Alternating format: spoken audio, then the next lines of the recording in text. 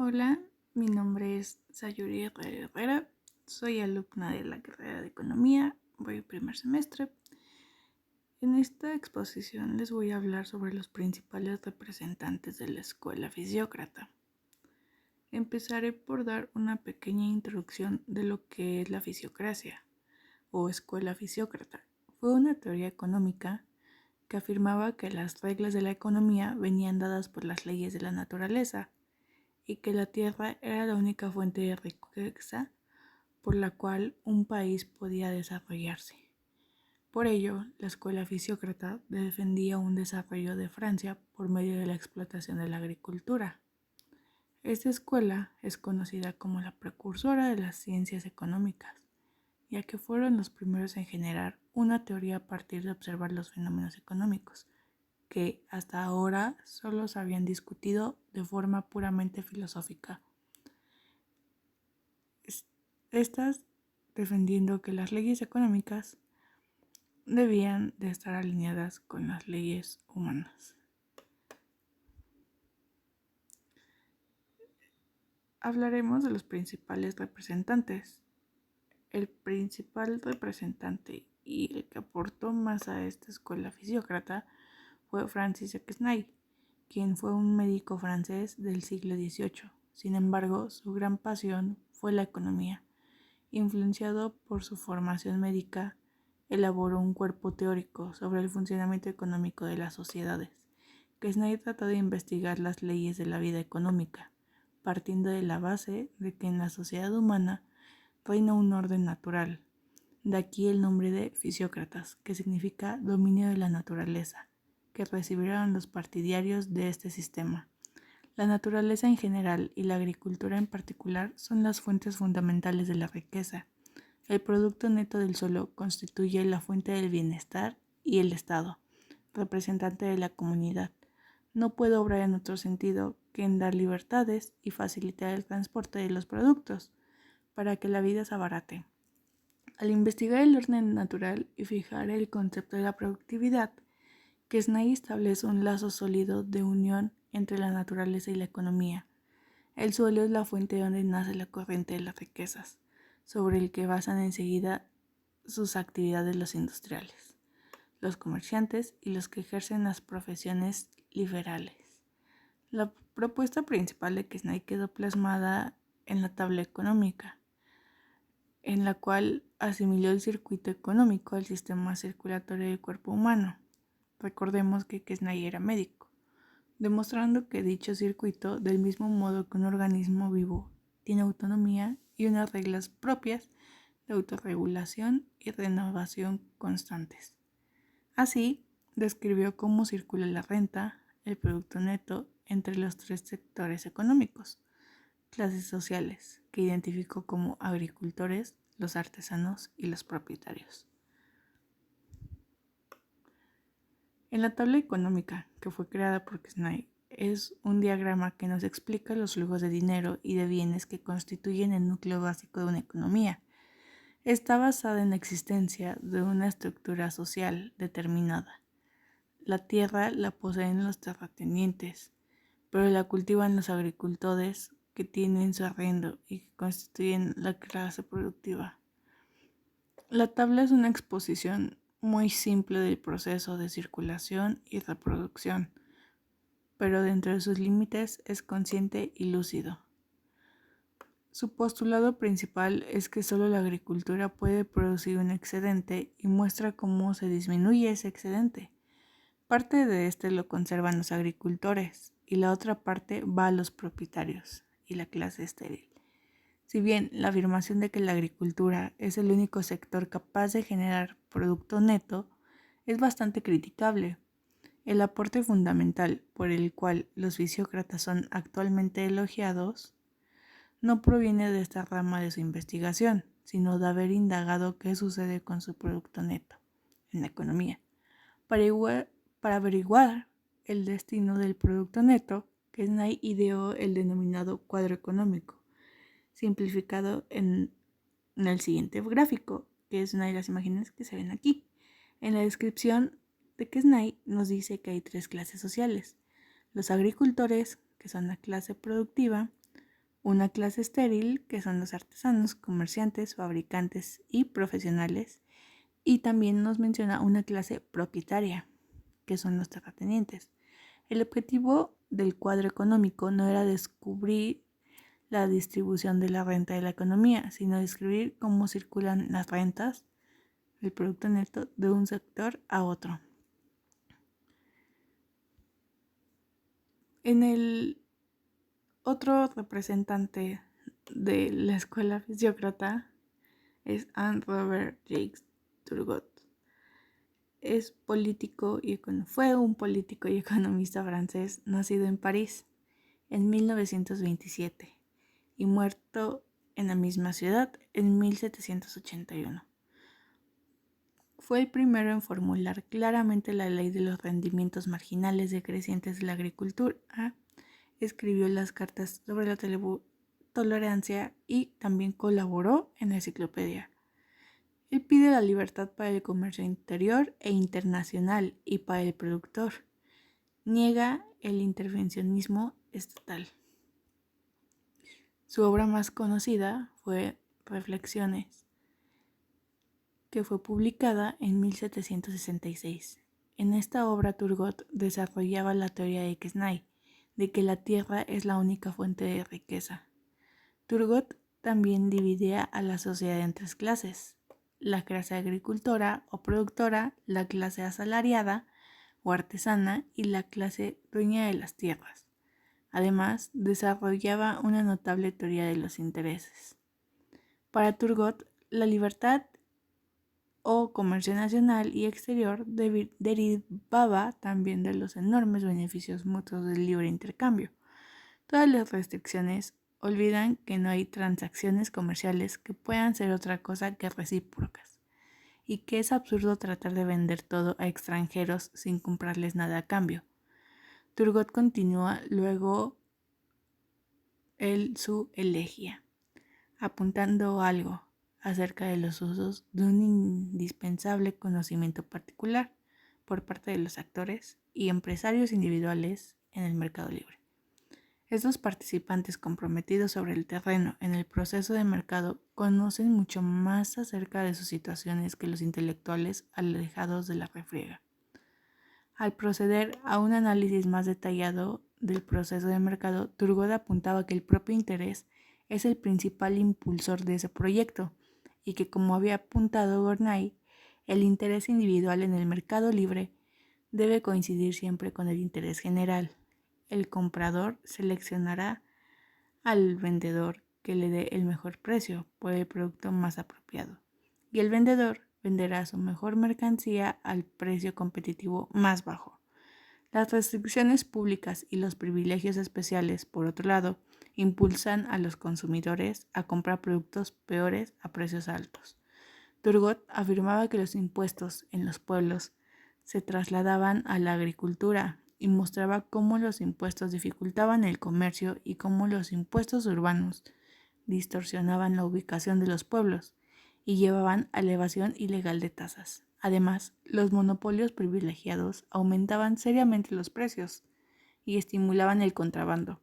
Los impuestos al capital destruían el ahorro acumulado y obstaculizaban la industria. La teoría de la producción y la distribución, en cierto sentido, la teoría de la producción de Turgot seguía a los fisiócratas, la desafortunada opinión de que solo la agricultura es productiva y de que por consiguiente debería haber un único impuesto sobre la tierra, pero la idea principal de su teoría de la producción era bastante distinta de la fisiocracia.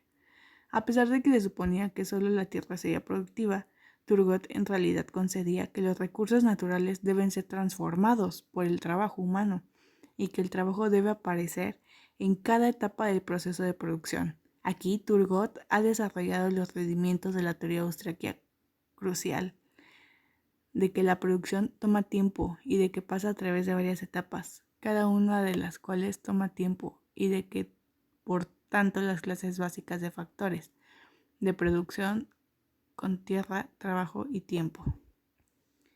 Otro representante es Pierre Samuel,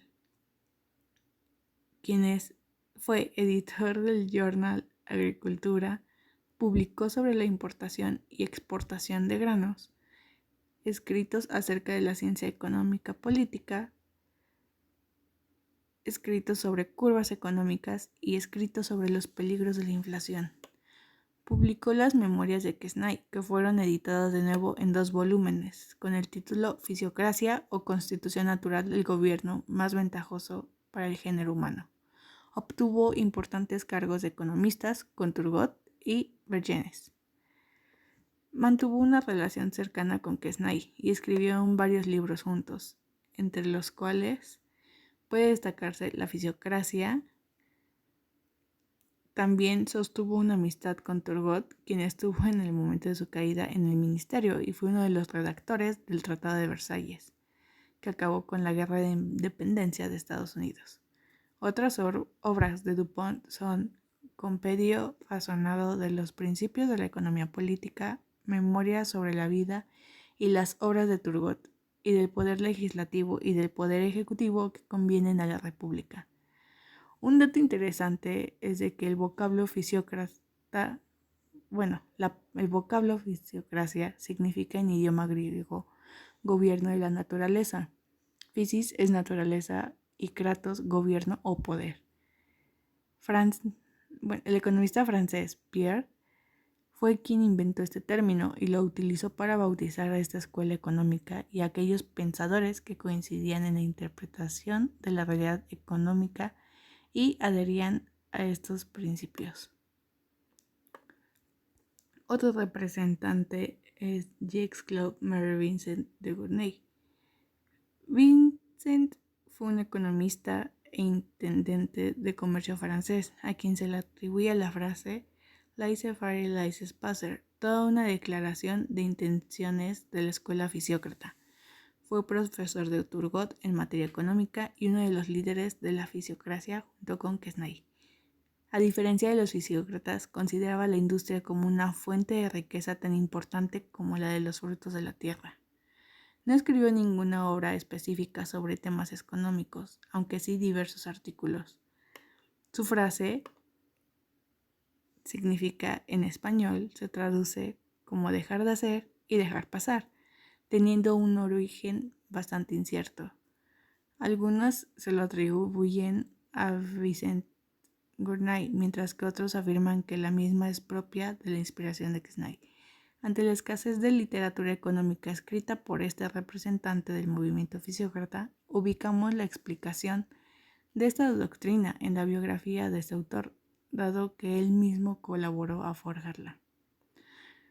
Gournay, hombre de diálogo y redes, se vinculó con enciclopedistas y jóvenes cumbres funcionarios sobre las cuales tuvo una gran influencia.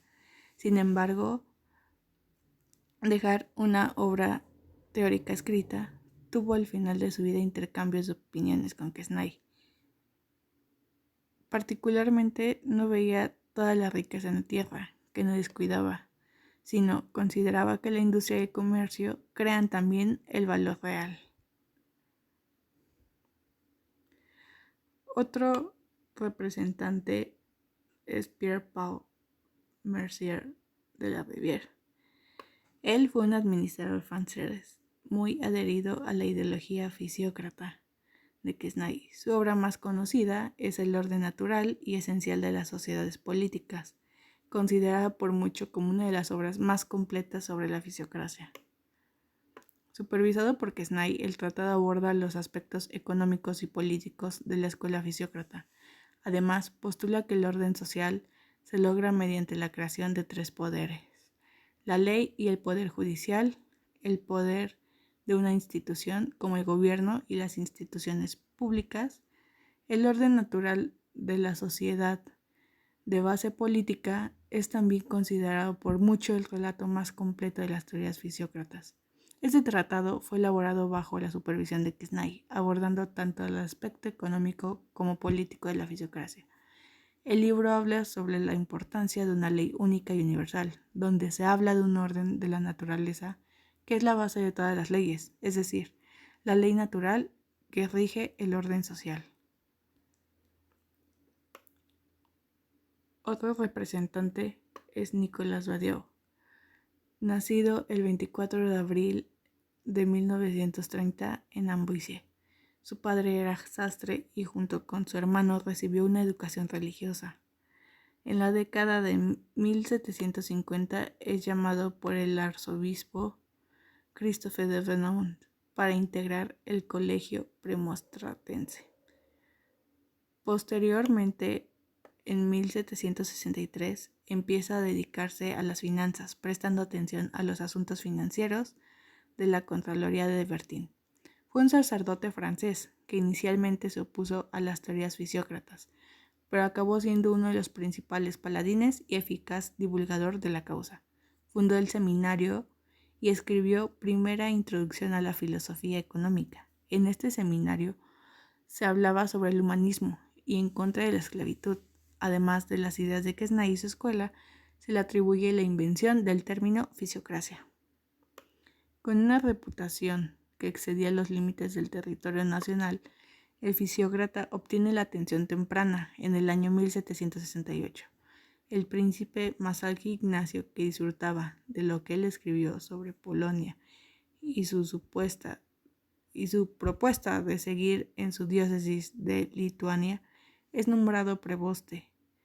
Su partida es, sin embargo, un retraso de su apetito por ganar, ya que la carga de comendador antes de los agustinos se concede como un bono, una pensión muy importante. Sin embargo, dejó en octubre y hace su primera visita a Polonia durante el invierno en 1768 hasta 1769.